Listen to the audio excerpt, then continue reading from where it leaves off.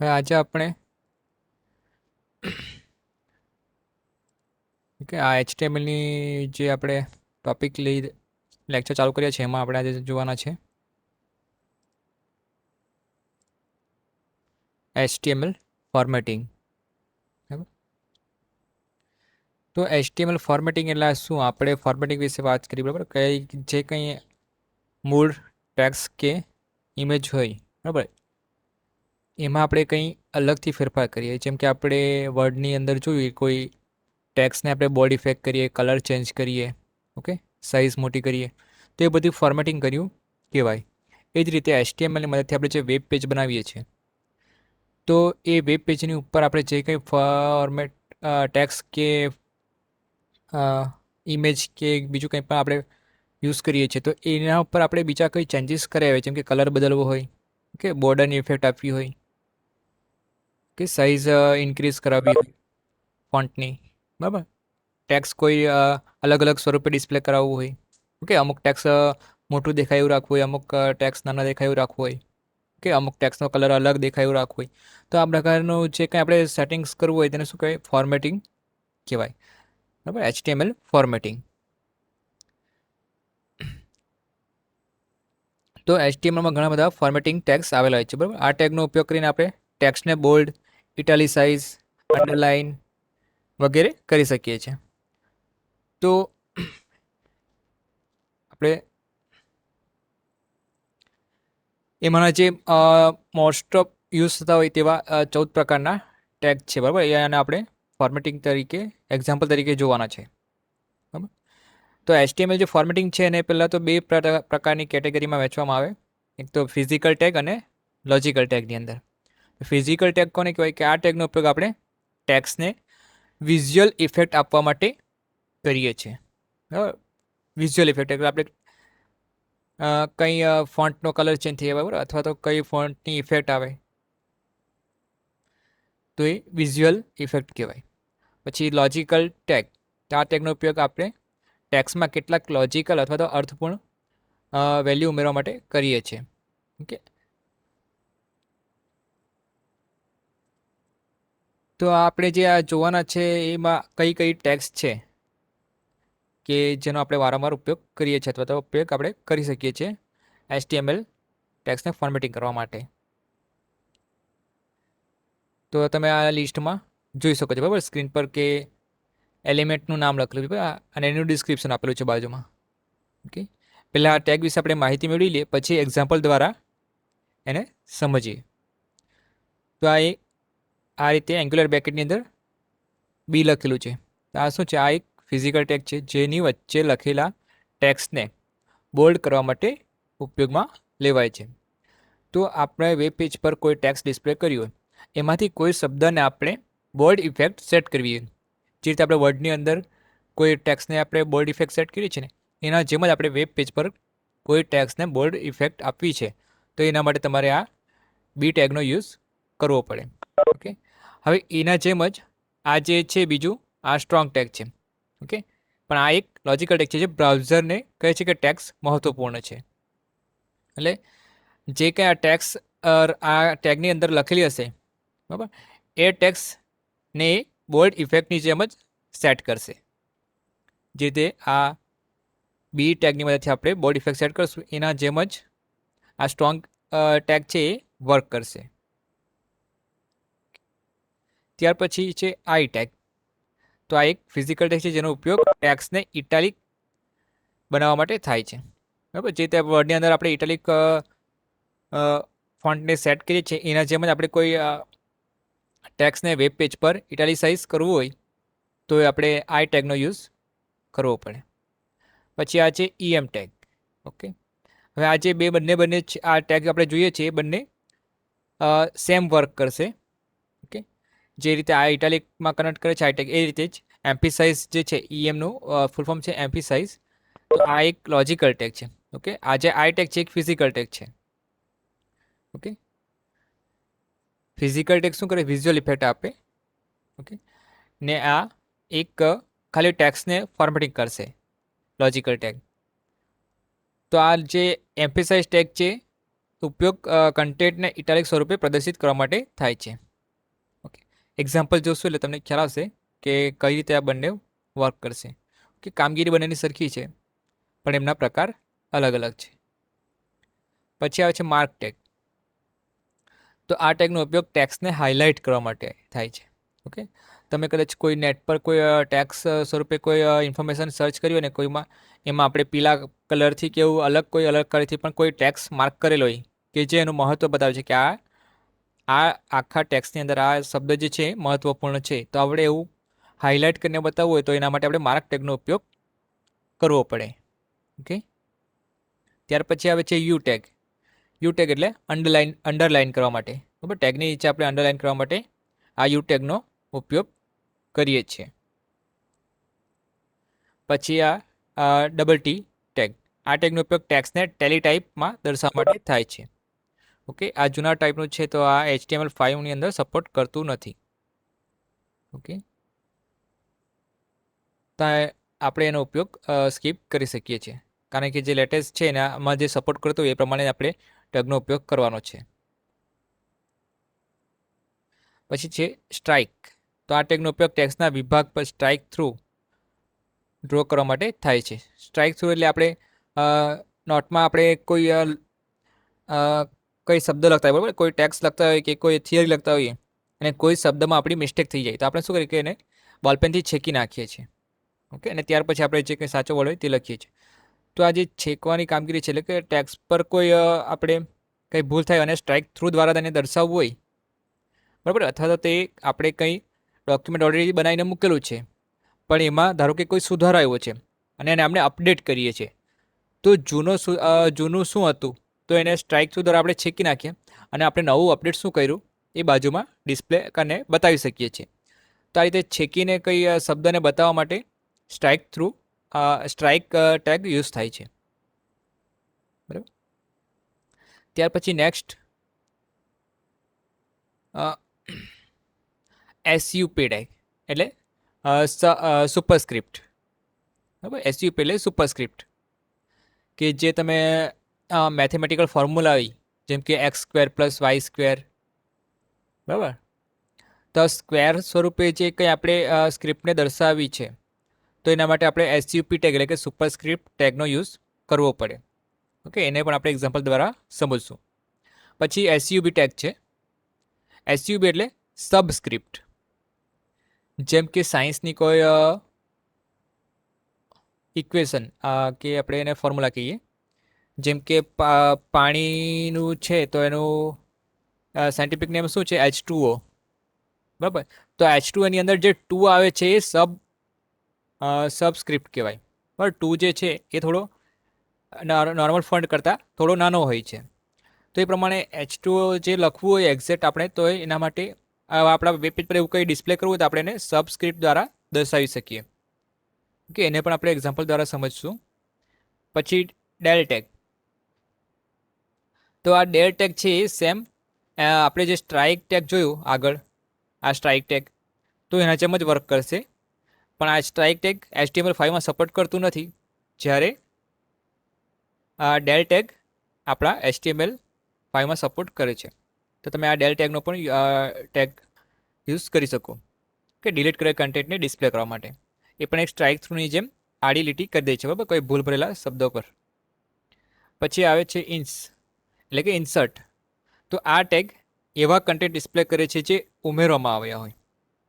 બરાબર, ઉમેરવામાં આવે એટલે શું કે આપણે ધારો કે આ કોઈ શબ્દને છેકીને ડિલીટ દ્વારા છેકી કાઢ્યો છે.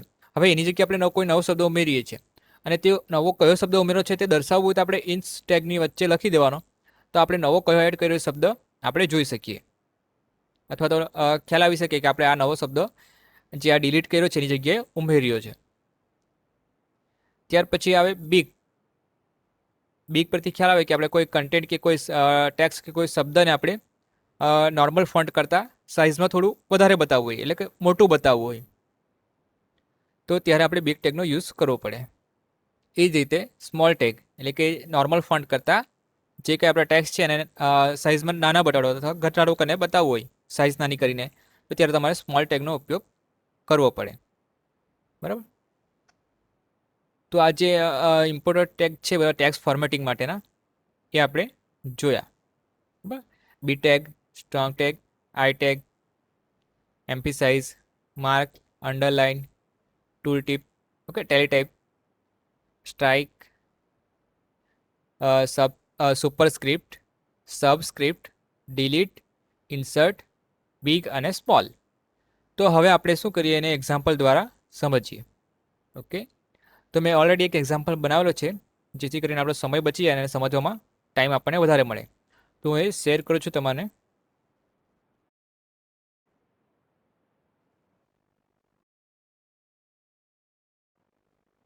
બધાની સ્ક્રીન પર દેખાય છે ને?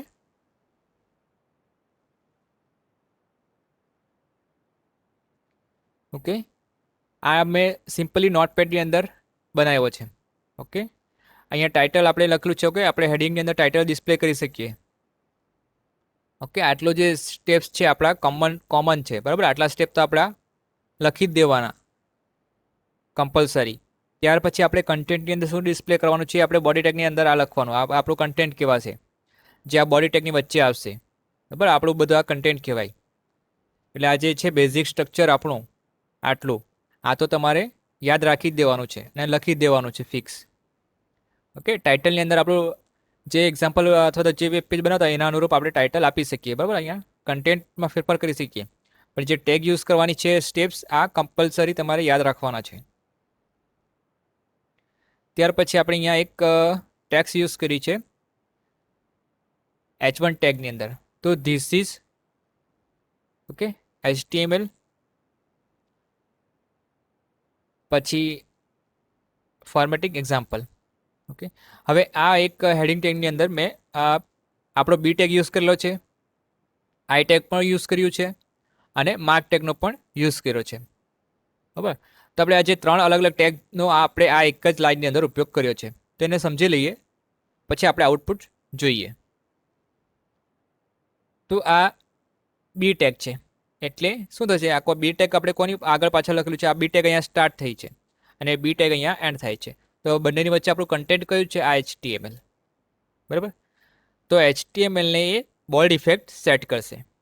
ત્યાર પછી આઈ ટેગ અહીંયા સ્ટાર્ટ થાય છે અને આઈ ટેગ અહીંયા ક્લોઝ થાય છે. તો એ બોલ્ડ કરશે અને એને ઇટાલિક સ્વરૂપ આપશે, એટલે થોડો ક્રોસ દેખાશે. આપણા HTML જે શબ્દ છે એ થોડો ક્રોસ દેખાશે ઇટાલિક ફોર્મમાં.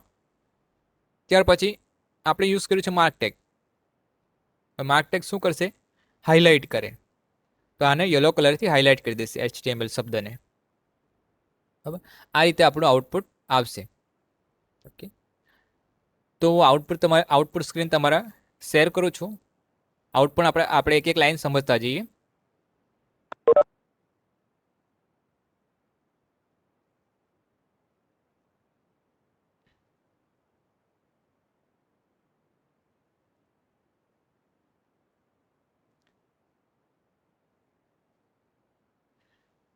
ઓકે, તમે સ્ક્રીન પર જોઈ શકો છો ધીસ ઇઝ HTML. ઓકે, આ HTML જે આપણો વર્ડ છે એ ઇટાલિક ફોર્મમાં પણ છે, બોલ્ડ ઇફેક્ટમાં પણ છે અને હાઇલાઇટ પણ છે. તો આ 3 ટેગ આપણે આ એક લાઇન પર એપ્લાય કરી છે. બરાબર, આ રીતનું આઉટપુટ આવે જ્યારે આપણે આ 3 ટેગનો યુઝ કરશું ત્યારે. ઓકે, 3 ટેગને આપણે એક જ લાઇન પર એપ્લાય કરી છે એટલે. ત્યાર પછી આપણે જોઈએ નેક્સ્ટ. તો નેક્સ્ટ આપણે શું in this example we use different type of HTML elements. Okay, elements. હવે અહીંયા આપણે કયા ટેગ યુઝ કર્યા છે, અહીંયા strong tag, emphasize tag, underline tag અને બાજુમાં અહીંયા સ્ટ્રાઇક ટેગનો પણ આપણે યુઝ કર્યો છે. ઓકે, હવે આપણે એને જોઈએ તો સ્ટ્રોંગ ટેગ અક્ષરને મોટા કરે. બરાબર, એ લોજિકલ ટેગ છે. ઓકે, બોલ્ડ બી ટેગની જેમ જ બી ટેગની જેમ જ ડાર્ક અક્ષરને ડાર્ક કરશે એટલે HTMLને ડાર્ક ઇફેક્ટ આપશે. એમ્ફિસાઇઝ એટલે કે ઇટાલિકની જેમ જ અક્ષરને ક્રોસ કરશે, શબ્દને ક્રોસ કરશે અને યુ ટેગની મદદથી આ HTML શબ્દની નીચે અંડરલાઇન કરશે. ત્યાર પછી આપણે સ્ટ્રાઇક ટેગનો યુઝ કર્યો છે. સ્ટ્રાઇક ટેગ શું કરશે, આ જે એલિમેન્ટ શબ્દ છે એની ઉપર એક આડી લાઈન ડ્રો કરી દેશે, એટલે છેકી નાખશે, છેકેલું હોય એ રીતનું. ત્યાર પછી બાજુમાં આ એલિમેન્ટ્સ ડિસ્પ્લે થશે. બરાબર, સ્ટ્રાઇક થ્રુ આટલું છે એટલે આ એલિમેન્ટ શબ્દ ક્રોસ થઈ જશે. તમે આઉટપુટ જોશો એટલે તમને ખ્યાલ આવશે. ઓકે, ઇન ધીસ એક્ઝામ્પલ તમે આ બીજી લાઈન જોવો. In this example we use different type of, okay, આ બોલ્ડ ઇફેક્ટ, સ્ટ્રોંગ ટેગની મદદથી બોલ્ડ ઇફેક્ટ આવી, એમ્ફિસાઇઝની મદદથી ઇટાલિક ઇફેક્ટ, અને નીચે યુ ટેગની મદદથી અંડરલાઇન આવે છે. ઓકે, બાજુમાં તમે જોઈ શકો છો એલિમેન્ટ ટેગ છેકાઈ ગયો છે સ્ટ્રાઇક થ્રુની મદદથી, અને એલિમેન્ટ શબ્દ બાજુમાં ડિસ્પ્લે થાય છે. ઓકે, તો આ રીતે આ ટેગ્સ વર્ક કરશે. ત્યાર પછી નેક્સ્ટ લાઈન આપણે સમજીએ.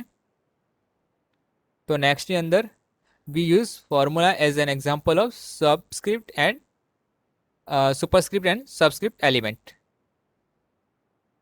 તો હવે જે સબસ્ક્રિપ્ટ છે અને સુપરસ્ક્રિપ્ટ છે એને આપણે સમજવા માટે અહીંયા આ પી ટેગની મદદથી આપણે એક ફોર્મ્યુલા લખી છે.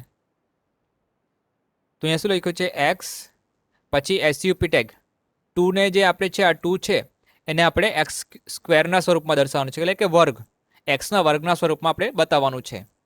તો આપણે એના માટે એસયુપી ટેગની અંદર આ 2 ને ડિસ્પ્લે કર્યો આ રીતે. એ જ રીતે વાય પછી પણ આપણે એસયુપી ટેગની અંદર 2 ને ડિસ્પ્લે કર્યો.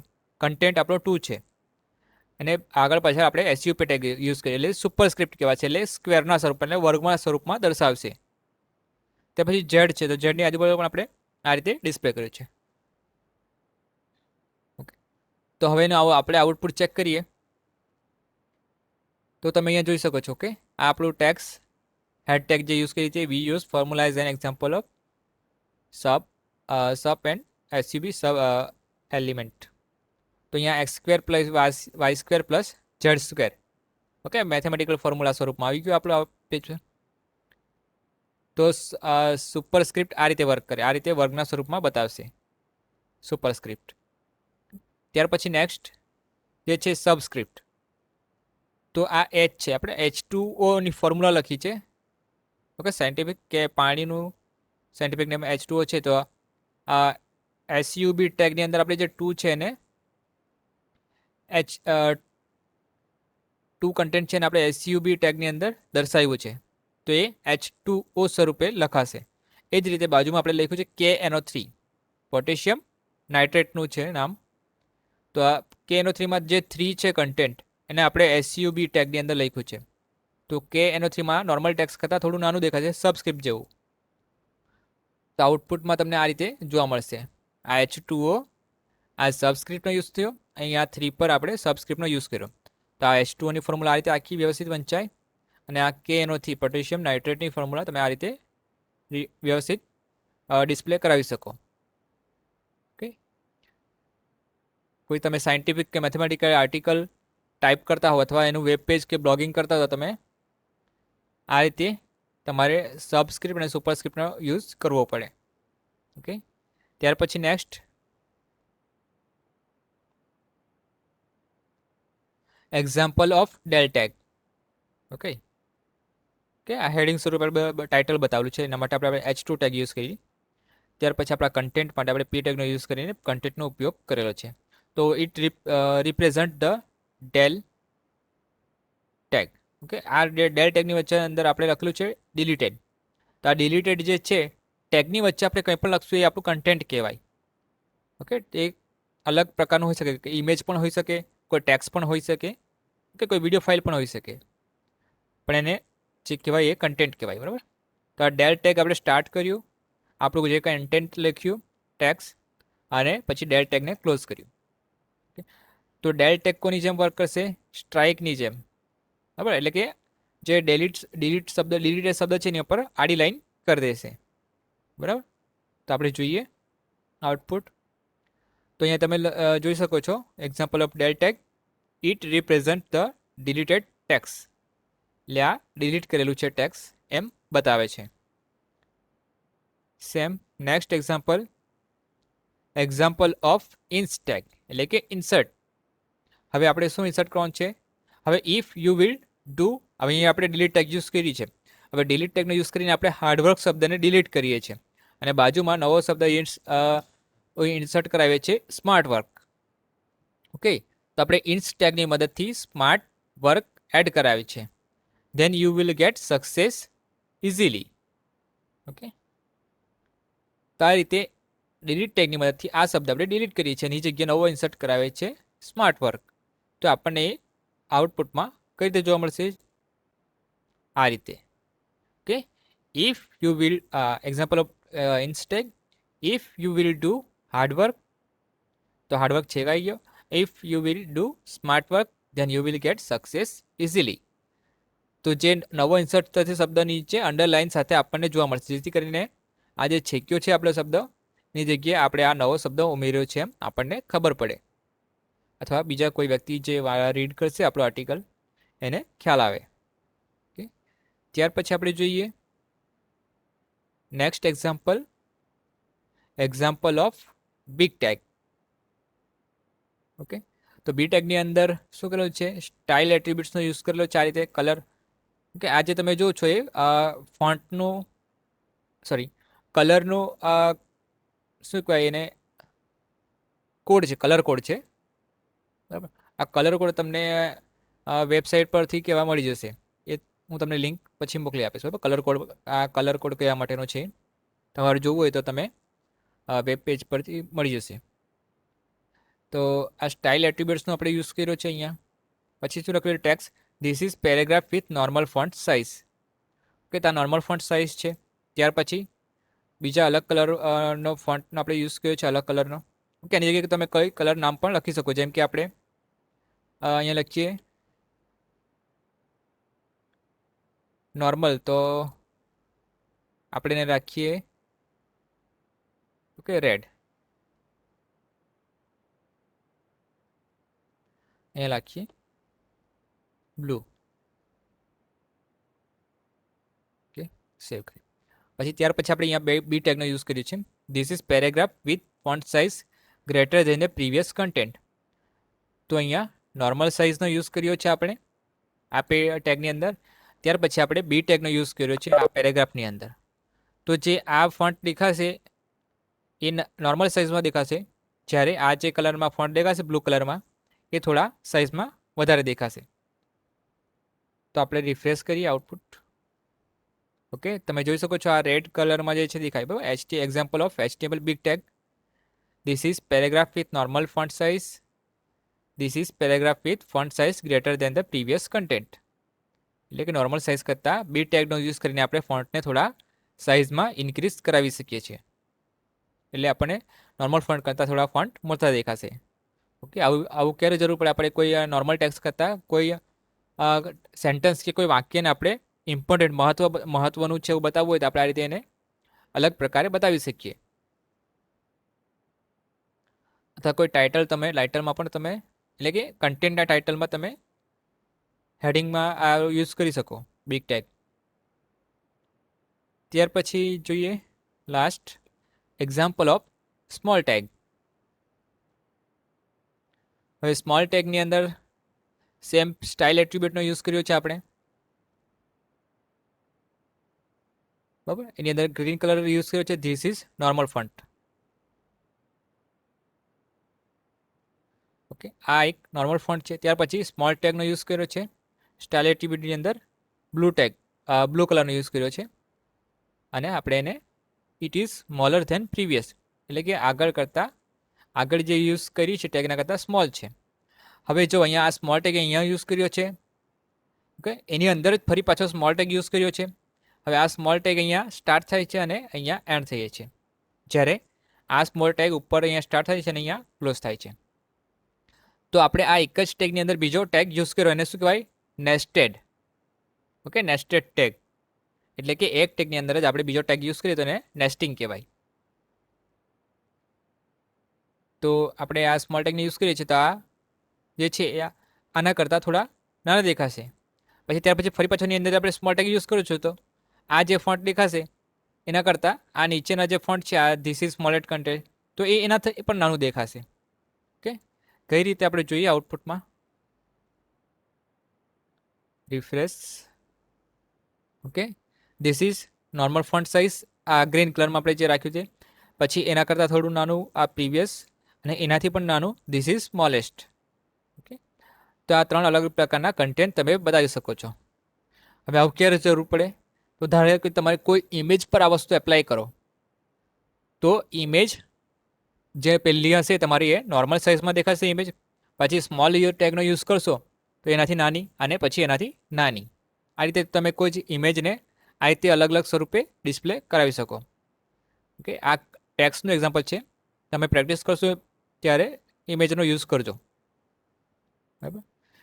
તો આ આપણે જે ઇમ્પોર્ટન્ટ ટેક્સ HTML ફોર્મેટિંગ હતી એને આપણે એક્ઝામ્પલની મદદથી સમજ્યા. ઓકે,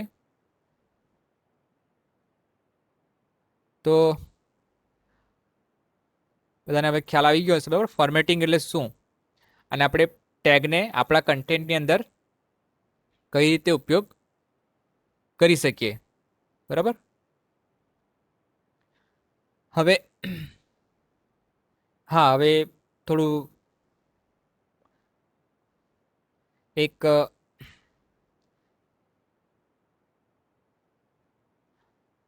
કે તો આપણો આ વિડીયો અહીંયા પૂર્ણ કરીએ છીએ. Okay, thank you.